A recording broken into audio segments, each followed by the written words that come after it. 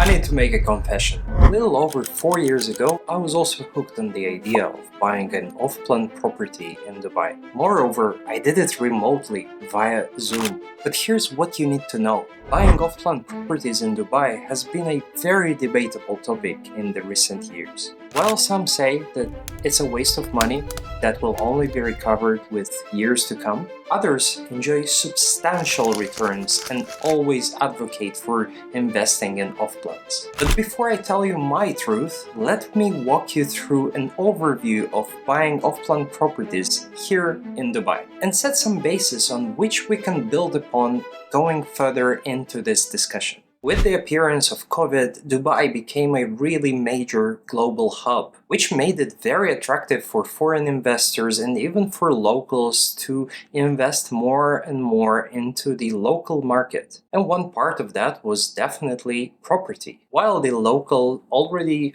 held some properties here and there were also foreign investors who already bought in Dubai, there was another way of how they could attract even more foreign capital, and that was off-plans. Firstly, that's because it has the highest capital appreciation, because when you invest into off-plans, something that is not even built or not even started, then you will obviously have a better price and you will see some capital appreciation with some years in the future. Yet the second most important factor why they introduced this and tried to advocate it more and more, it's because buying off-plans didn't mean putting down all the cash for that specific property, while you can actually just get it through a payment plan and just pay a smaller down payment and make it much more attractive for you as a foreign investor specifically. You would have better cash flow, you would be able to not be super squeezed right away and look at the payment plan while also reinvesting the remaining amount of money into stocks or any other assets that are bringing you regular cash flow. And generally, it would be much easier and simpler for you as an investor to get into a new market and not risk it all from the beginning. Finally, introducing and advocating fostering these off-plans also made it much easier for middle class or higher middle class investors to also come in and have a play and a say into this market, because they were now able to invest because they had smaller sums of money, which were pretty good and enough for those smaller down payments throughout the payment plans. And that's obviously how it all started, with down payments being larger and having less payments but higher sums of money throughout this payment plan,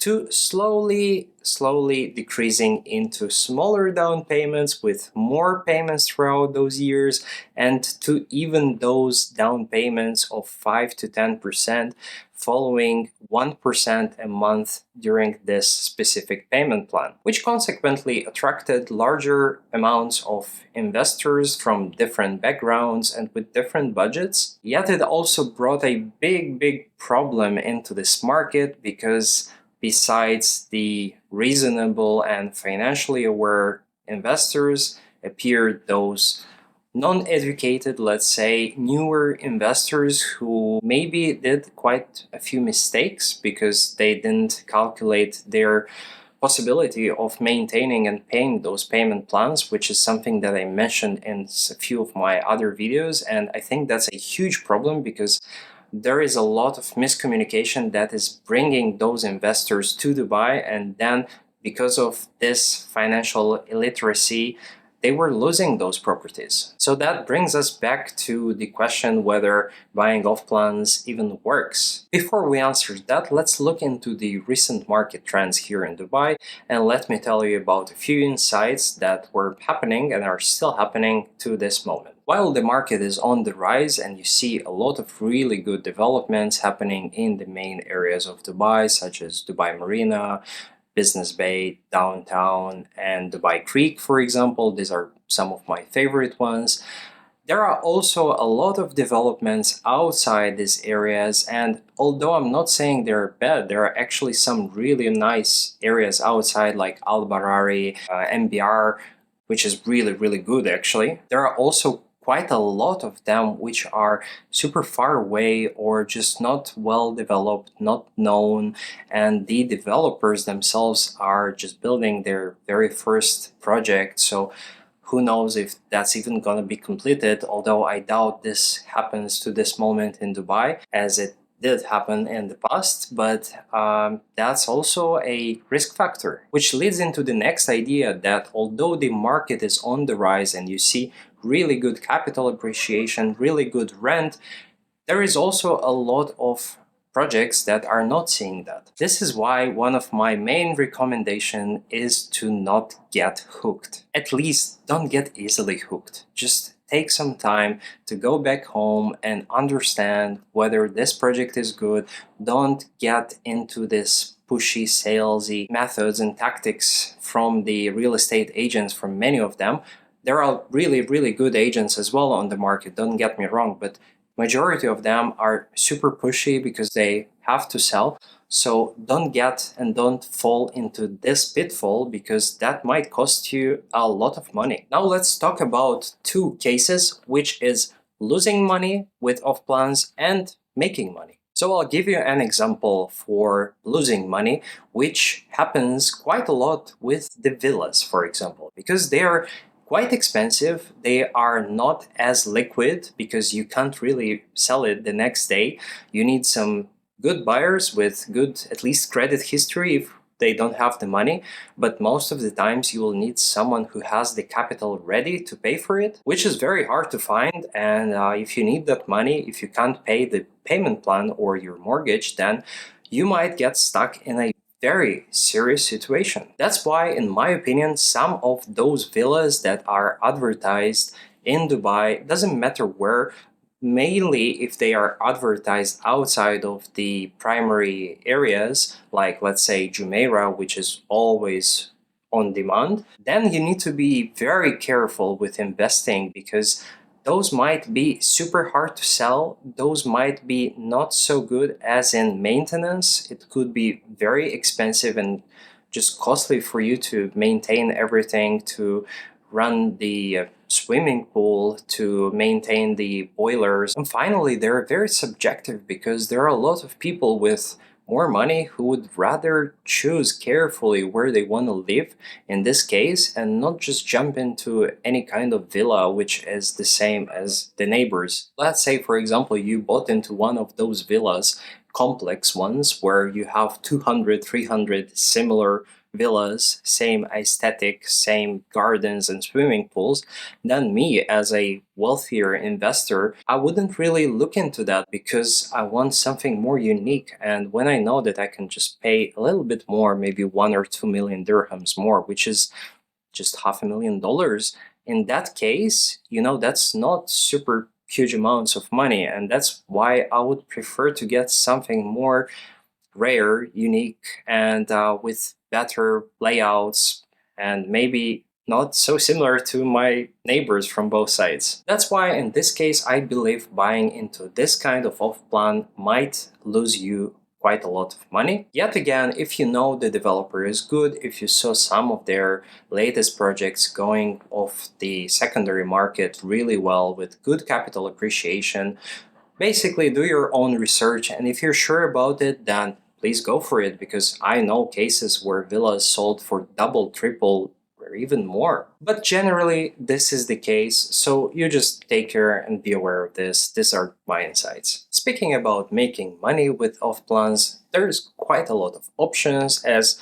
there could be rare, unique projects that you can get in at an early stage and then flip it, rent it out, or even put it on Airbnb and make your money back really, really quick. There are also general projects from not so well-known developers and even areas where you can also make a buck and have some good ROI. So let's take an example. I really like this area, and it's called Dubai Hills, which nowadays everyone knows about. However, just a few years ago, maybe 5 to 7 years ago, no one knew nothing about it. It's in the middle of nowhere. It's in between Business Bay and Dubai Marina. Although it's situated very close to Mall of the Emirates, which is quite a big mall, it's the second biggest after Dubai Mall, it's still in the middle of nowhere because there is nothing around and you always have to take the car and drive out. Also, a few years ago, there was no greenery around it, and I can't even believe it. If you go there now, it's a big park, beautiful, beautiful greenery with trees and plants everywhere, and it just looks very real and European. And you would never think that that place was a desert, which, to be honest, is more or less the same for the entire Dubai and the entire country. That area was built by Emar, which in this case is a good scenario because the developer is very well known. It's the actual main developer owned by the government of Dubai. So they had a good reputation. The question was more about the area because there was nothing around and people were just reluctant to believe that. Well, guess what? Nowadays, those who invested a couple of years ago there have probably doubled, tripled, or quadrupled their investments in there. Moreover, I know investors who quadrupled on their villas in the private sector with the Dubai Hills estates, which would contradict my first argument that investing in villas as off-plan is not always going to bring you money. But in this case specifically, just because the developer did this master plan of a new area and they were well known and everyone trusted them, that's when you have to get in, and you obviously get some risks on your way, but you might get really high rewards. Going back to the whole Dubai Hills area, even if you got a 1-bedroom or 2-bedroom apartment, you would have a pretty high ROI. Even if you don't want to resell it, you would probably get it for around 600,000 to 700,000 5-6 years ago, and now it's worth 1.5 million dirhams, which is crazy. And even if you rent it out, you'll probably rent it for around 120,000 dirhams per year, which will bring you basically 5 years ROI. So how to filter those opportunities? Well, that's the question that everyone asks, and to be honest, the most important thing is to just check the developers, check the area, maybe check the surroundings and see what's going on there, what's rented for what is being sold for what, and see and compare, basically make a benchmark for nearby projects and understand whether this area has a potential or not. On the other case, you can just contact me and I'll be more than happy to help you find and source the best exclusive deal in that specific location and for that specific budget that you're looking for. I'm not an agent, so I'm not affiliated with any developer. I don't care if it's from Emar, Damak, or any other.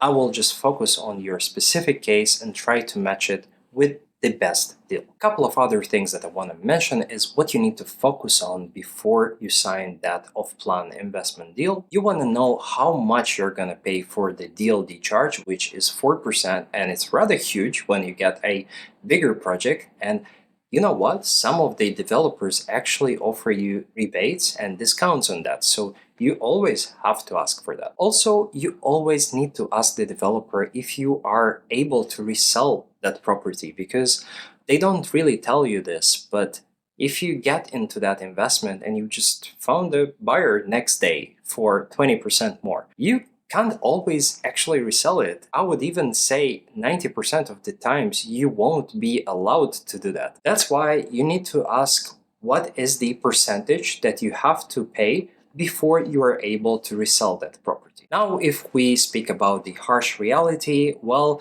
I also mentioned it in a few of my previous videos. The fact that I don't like, and it's happening in this market, is that there are a lot of buyers who get into those deals without any financial literacy, without being educated about the market, and they end up not being able to sustain those payment plans or not being able to basically come here to Dubai and flip it or sell it to someone else, and they might even lose the property. So please don't be that person. Please do your own research. Reach out to me, don't reach out to me, doesn't matter what, just do your own research and try to also understand if you're actually in that position in life where you can sustain those payments, because it might be a 5%, 10% down payment, but if in 6 months they are asking you to pay another 20% and you don't have it, what you're gonna do? That's why you should be ready for everything. You should always have some emergency funds for that. I also made that mistake in the past. I also was in very risky situations where I wasn't sure if I'll be able to make it. But that's exactly why I'm saying it now, because I want you to not make the same mistake. And I'm just giving it for free because I hope I can help someone with that. I really needed that advice from someone and I haven't gotten it at the right time. That's why I ended up in such situations, but hopefully you won't. Nevertheless, I hope I covered quite a few good things and advantages and disadvantages about off plans here in Dubai, and maybe you have a better understanding and background on what's it like to buy an off plan here. You got some insights now, so you're more well prepared to jump into that deal that you're thinking of. And again, if you want to reach out either to a consultation or do the advisory program, or just simply want me to find you a really rare good deal that will be under the market value, please reach out on LinkedIn or Instagram, or drop me an email at my business email address, which is in the description. And until then, I hope you liked the video. Give a thumbs up, subscribe, and I'll see you in the next one.